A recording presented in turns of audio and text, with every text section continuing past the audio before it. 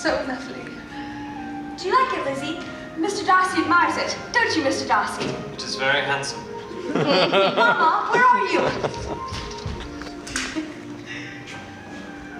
I am a very selfish creature, Mr. Darcy, and for the sake of giving relief to my own feelings, care not how much I might be wounding yours. I can no longer keep from thanking you for your remarkable kindness to my poor sister Lydia. Her thoughtlessness betrayed to me that you were involved in the matter, and I could not rest until I knew all. Were your actions on our behalf known to the rest of the family, I should not have merely my own gratitude to express. If you will thank me, then let it be for yourself alone. Your family owes me nothing. Much as I respect them, I thought only of you. Oh. Miss Bennet, you are too generous to trifle with me. If your feelings are what they were last April, tell me so at once. My affections and wishes are yet unchanged, but one word from you will silence me on the subject forever. Mr. Darcy, my feelings are the exact opposite of what they were then.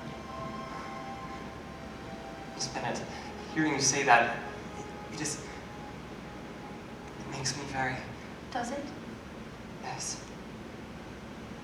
Happy. Do you know, we owe a very great debt to my aunt. How so? The Lady Catherine told me of her visit with you. Unfortunately for her ladyship, the disclosure turned out the exact opposite of her intention. You see, had you been irrevocably decided against me, I thought you would have plainly told her as much. Yes, you know quite enough of my frankness to think me capable of that.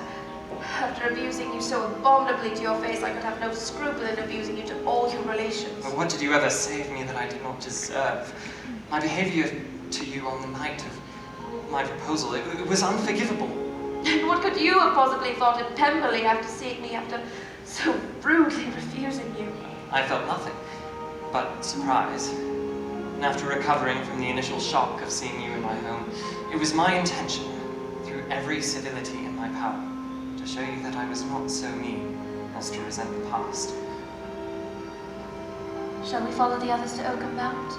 Perhaps. Or I could better use this moment to visit with your father. You'll find him in the library.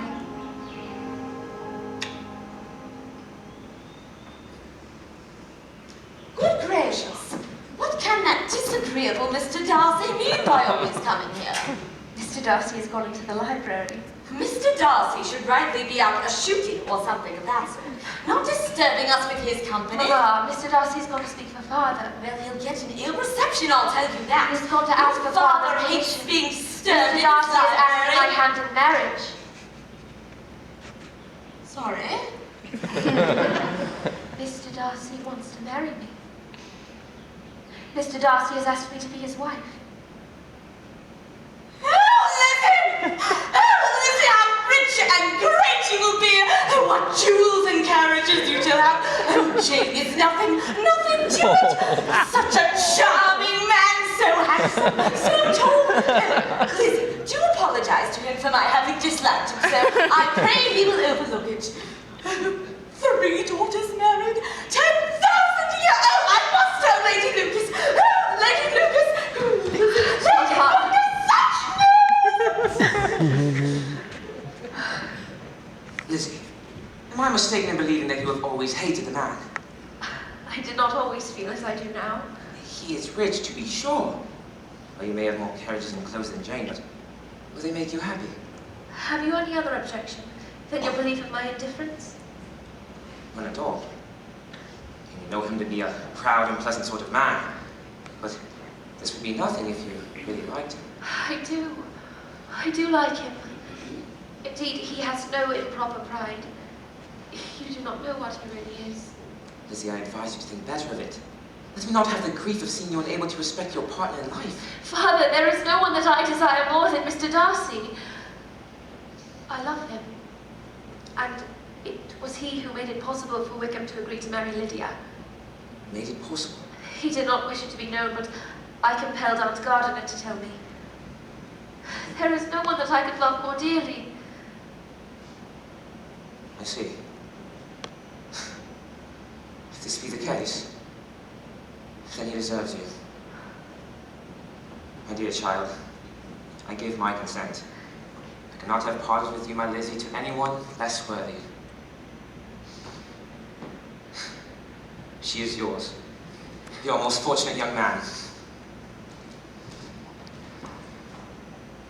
If any more young men should come for Mary or Kitty, send them to me, for I'm quite at my leisure.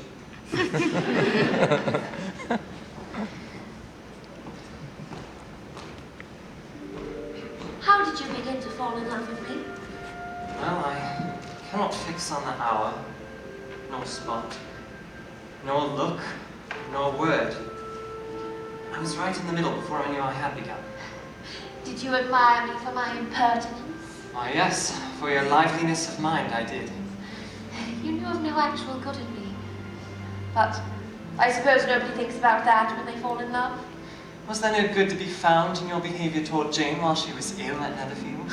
Dearest Jane, who could have done any less for her?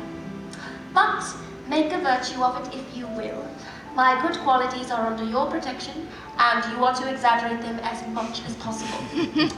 And in return, it belongs to me to find opportunities for teasing and quarrelling with you as often as may be. My love,